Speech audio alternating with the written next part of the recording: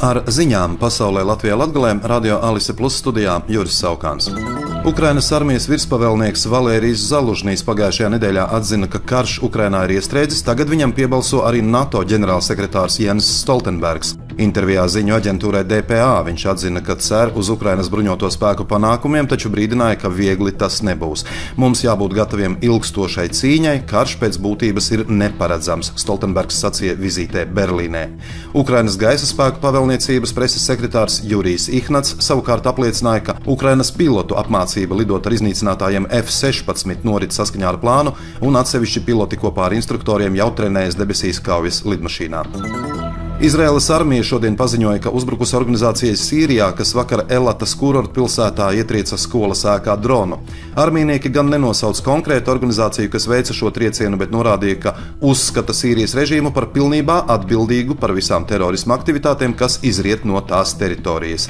Drons trāpīja skolas ēkai, nodarot namam postījumus un izraisot paniku. Mediķu palīdzību saņēma 7 cilvēki, kam bijis šoks. Visā Jemenā šodien pārtrūkusi piekļuve internetam, ziņo organizācija NetBlocks un citi tīmekļa aktivitāšu novērotāji. Pārraums ietekmējis Jemenas tīklu Jemennet, ko pašlaik kontrolē Irānas atbalstītie hutiešu nemiernieki. No 10:10 šorīt, kad pirmajās stundās par Saeimas atsaukšanas ierosināšanu portālā Latvija LV bija parakstījušies ap 400 cilvēkiem, 3 stundu laikā šis skaitlis bija jau 5-kāršojies, sasniedzot 2200 parakstus. Parakstu vākšana varēs ilgt 1 gadu, tātad līdz nākamā gada 9. novembrim.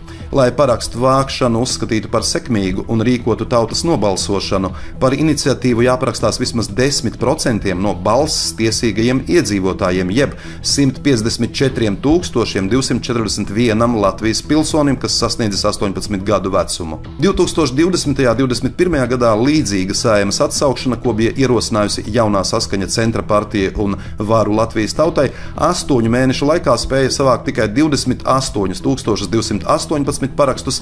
Savukārt grozījums Latvijas Republikas satversmē, ko bija ierosinājusi Latvijas vīru biedrība par ģimenes jēdzienu nostiprināšanu satversmē, gada laikā spēja savākt 57 152 parakstus, 3 reizes mazāk nekā noteikts likumā.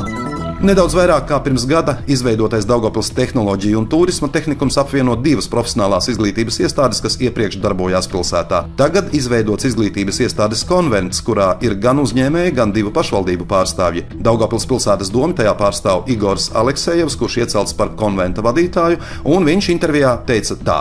Turpinam būvēt tiltus starp Daugavpils izglītības iestādēm un Latgales uzņēmējiem.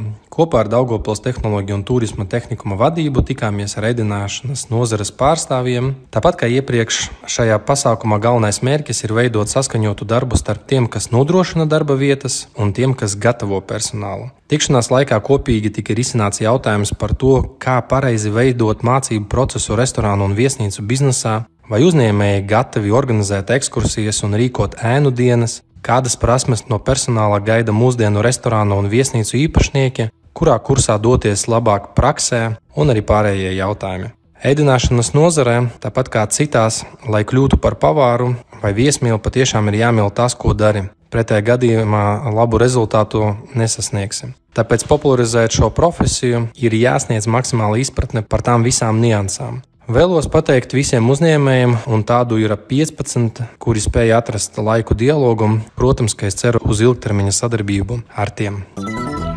Ar ziņām studijā bija Juris Saukāns. Par ziņu raidījumu Ziņas bez robežām pasaulē Latvijā Latgalē satura atbildsījā Alise Plus projektu finansē Mediju atbalsta fonds no Latvijas valsts budžeta līdzekļiem.